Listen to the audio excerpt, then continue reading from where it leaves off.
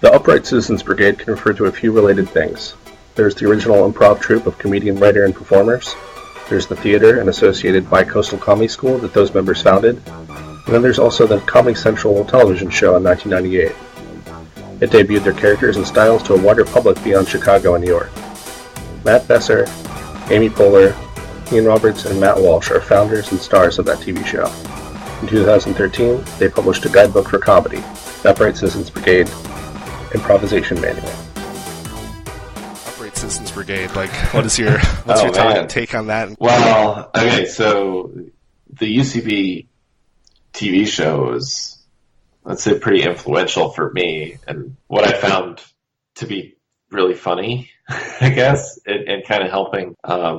It kind of, because that show came on when we were in high school, so I was obsessed with it in high school, and I just thought there was so much hilariousness in it. And then as I later found out through doing improv and taking classes, I see why all that was super appealing and interesting to me, because once I went to improv and learned how they structured their TV shows after the Herald, essentially. So I'm like, oh, so that's why each episode kind of has these callbacks to itself. It's because it's built into the structure.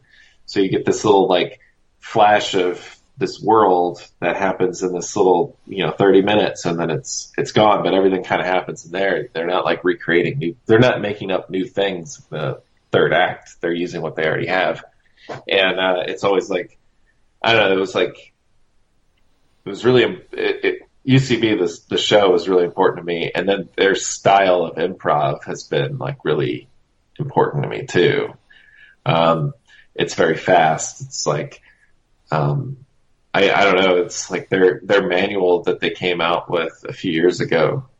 It's what I recommend for people to read over Truth and Comedy. Truth and Comedy is the original textbook. This is the UCB comedy manual is what they would, if there was an improv 101 class in college or something, that's what the textbook would be.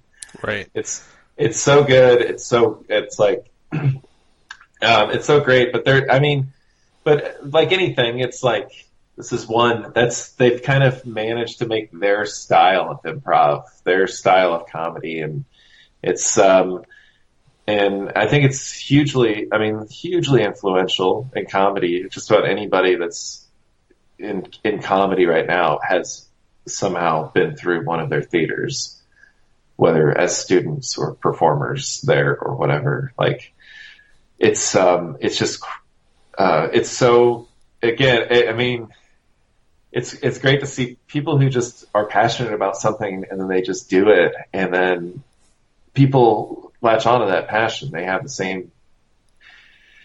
same stuff out of it. They get something out of it that is appealing to them, and then they run with it. And I just, I don't know. It's just it's really cool to see them being so successful. And I've seen news that they're they're shutting down some of their theaters, but it's well, maybe you guys, maybe we kind of saturated the improv market. Maybe there's only so many people that can do this crap. Yeah. So for I just want to echo some of your thoughts, because for me, it was kind of this was our Monty Python. That our parents, that they would stay up late and watch this thing that was not for everybody, but it was for them, and like you said, hugely influential. And then I the greatest success of my life up to that moment was I would happen to be in New York with a girlfriend, and we got to see go to the stage and got to actually see the guys. This was back when they were still performing, right before Amy Poehler got Parks and Rec. And so the guys that were in the show, I get to see them performing the show basically on stage, but then you also had, it's the influences countless. So I was there, I saw Paul Scheer and Aziz Ansari, and basically everyone who's anyone in comedy now has performed on a UCB stage. And it's definitely the way Groundlings was when we were kids, how Groundlings was and Improv Olympics and Second City, how those were the things you did before you went to Saturday Night Live, like that was your high school, and then Saturday Night Live's your college, and then your film career is your career as a comedian. And now like UCB has like totally disrupted that. Like now it's UCB that is the cool theater as far as like my perception of it. Is that your perception? Well, yeah, kind of, but also UCB has kind of gotten into this like kind of an institution in these markets that they're in. So they're in New York and LA. And yeah, they're kind of like they're kind of institutions in the way that Second City and IO are in Groundlings. Like they have a way of doing things, and you should follow that way of doing things if you want to succeed there. And I can see a lot. I see this mostly through like maybe Twitter, I guess is maybe where I see this from people who are in those markets. Like UCB has a way of doing things, and a lot of people don't necessarily agree with that. And like, I think that's part of it is like people are kind of evolving from this just the same way UCB evolved from wherever they were, Second City or IO. I don't know which one's which and why, but you know, they're kind of the same thing to me. They're just old improv, the old improv families. But like they expanded, UCB expanded upon that stuff that they learned from those places and made their own style from it. And a lot of people are kind of breaking out of UCB and kind of coming up with their styles of doing things. And like one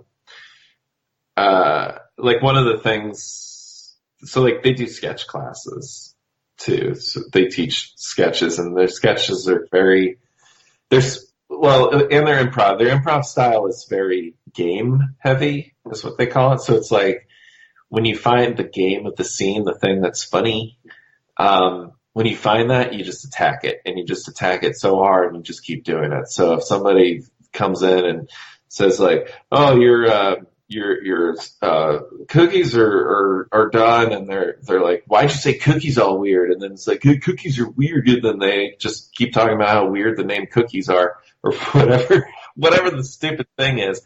They just keep going after that weird thing that happened. And that's also how their kind of sketches are taught from what I've heard. So, not everything that's funny is game heavy. Not everything you want to do is a game thing. So I think I'm seeing a lot of people kind of being critical of UCB because they're like the game people. And, there are a lot of people that like, maybe that's not really why they want something more. They want to evolve out of that. So I see UCB is kind of, their days is like the hotness maybe over, and people are kind of hitting up smaller things, I think, in those areas, or I don't know. So I don't know. It's interesting. I think like we just have improv is almost like a religion at this point. It's like, so there's all these, every city has like some improv in it at this point, and it's really, I don't know. I think it's just like we're at a different phase on this. I think UCB did disrupt pretty heavily and had a huge impact on what comedy is now and what improv is right now. But I think them as an institution may kind of whittle down a little bit. They may, because they're closing some of their theaters. They have theaters in these cities, and I think they've closed down to just maybe one in each one. I'm not sure, but so I think like their time as like this institution maybe not coming to an end, but it'll come to like to a smaller space. That may not be necessarily because of anything they did. It may just be the way that we're shifting. Sure. And also it's like the term Upright Citizens Brigade can relate to so many overlapping things. Like there's like the school of thought, there's like the physical buildings, there's the like the founding members, and in some ways, like, you know, Matt Walsh with Veep is finally getting the success that like Saturday Night Live was for or Leslie Knope was for Amy Poehler, and so like when they started the show, I bet they were imagining like we'll do the show and then we'll be on to the next thing, and they as human beings like probably didn't even imagine that they were designing like a whole like school of thought when they were starting their show, right? But they ended up doing that almost by accident.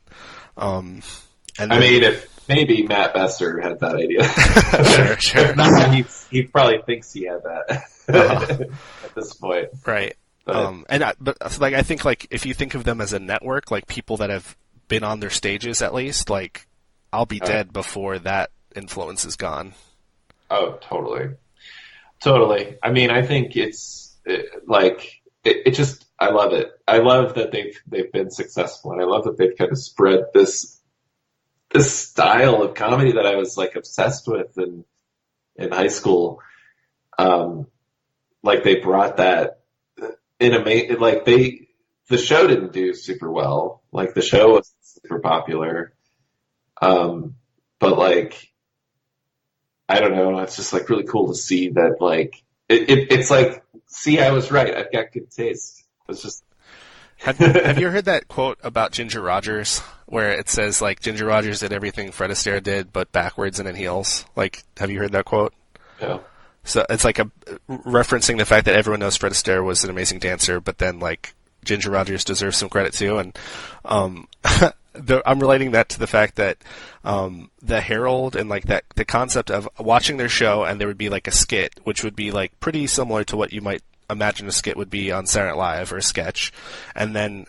But wait a second, like that. There's a character from that first sketch and the second sketch, and then like they and then they all meet up at the end. Like it was just like they're doing everything Saturday Night Live is doing, but like with extra story. Like they were doing it harder. Like that's the way it felt when I was watching it.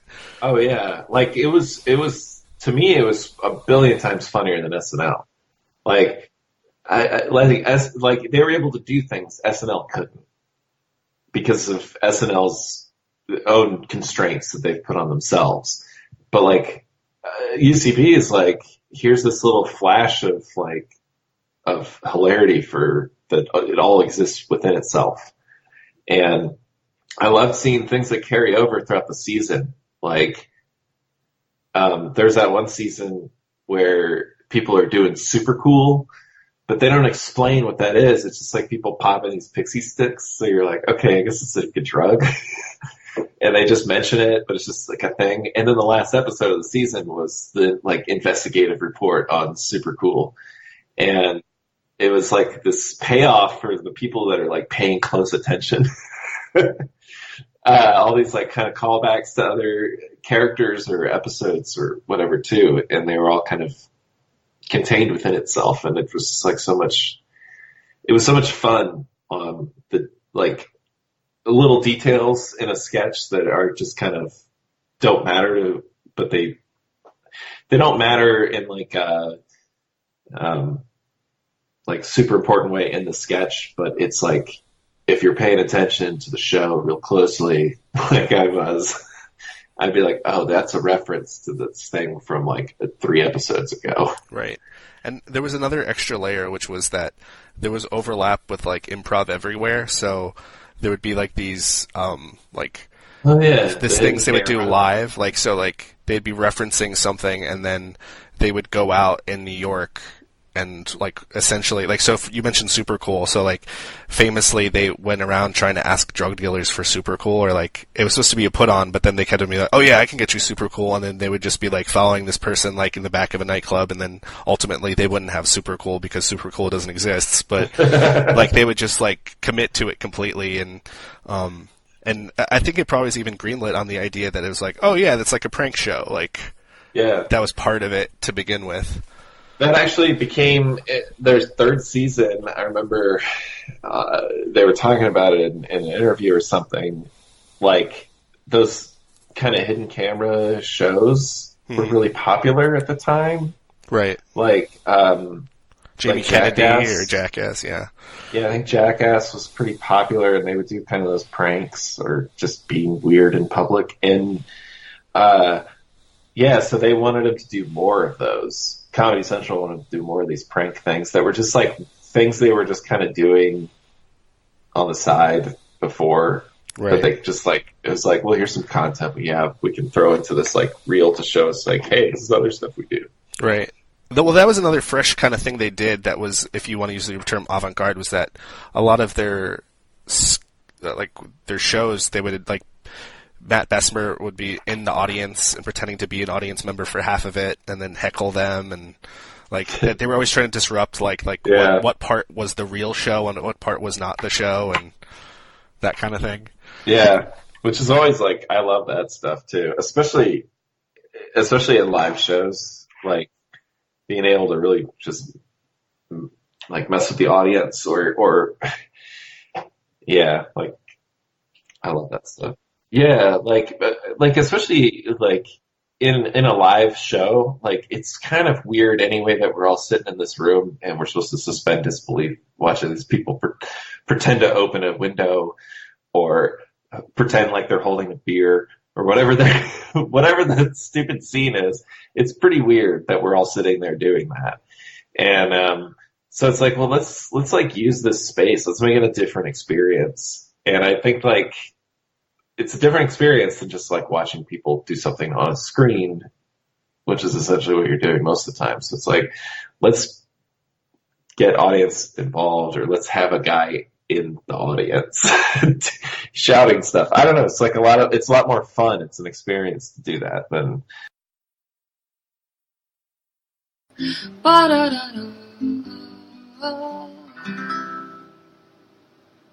Find more information at doubleprimary.com.